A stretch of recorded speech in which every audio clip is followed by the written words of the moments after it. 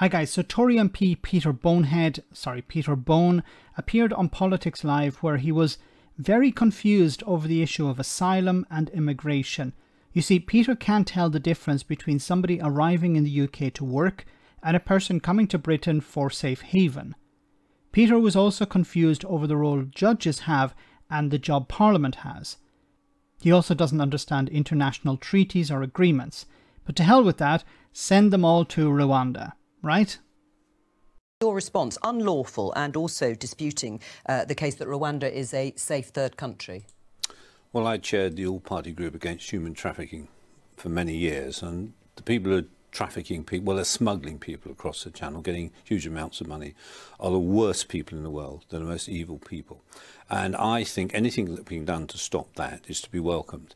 Now, I just before I came to the studio asked a question on this in Parliament.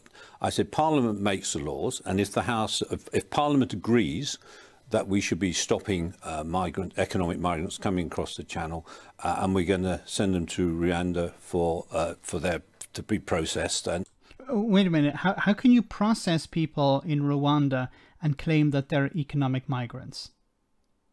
That doesn't make any sense. And something I missed, he said I was the chair of this committee. How does he become the chair of anything? He doesn't understand what the heck he's talking about. But once again, this idea that, yeah, we're going to send economic migrants to Rwanda for processing. Processing what? What are they being processed for? Like, people, are you talking about refugees being processed in Rwanda? Well, even that is a lie, because they're not being processed in Rwanda. They're being sent to Rwanda and not to be allowed to come back. There isn't processing taking place. They're being sent, they're giving a one-way ticket to Rwanda. So there is no processing taking place, okay? Either he doesn't understand this or he's lying. And second, how do you identify their economic migrants and not refugees or asylum seekers unless they're processed in the UK first? And remember, this guy's in charge of stuff. And to stay in Rwanda if they can prove their case. That seems to me what Parliament has decided.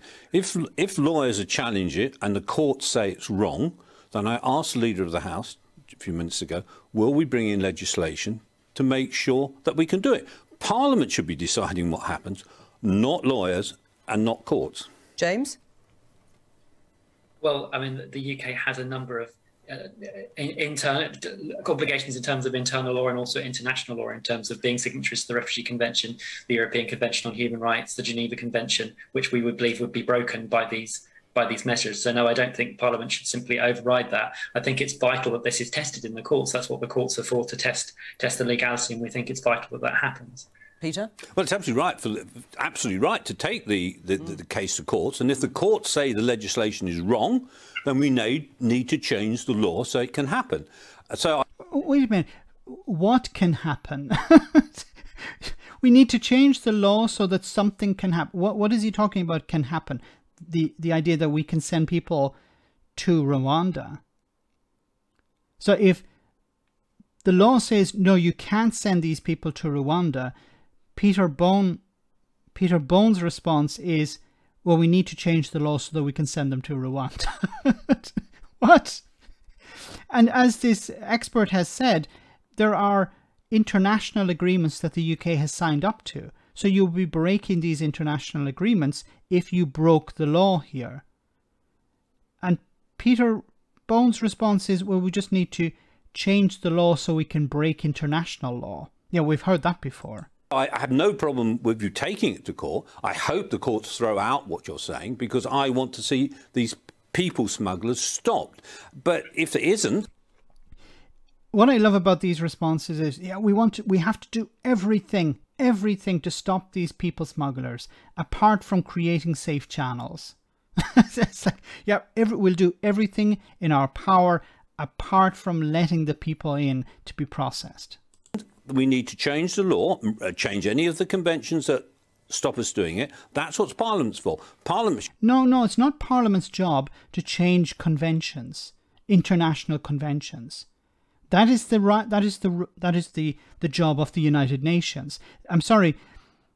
The Parliament can't change the UN conventions. I'm sorry. I know you'd like them to do that. I know you'd like the UN conventions maybe to disappear completely. But no, Peter seems to think that the UK Parliament can change international law or international conventions. How the heck does that work? If you know, let me know in the comments. Otherwise, I think we're once again going around the bend here with Peter Bonehead. Let me know in the comment section, guys, what you think. As always, your comments are greatly appreciated. Thanks a lot.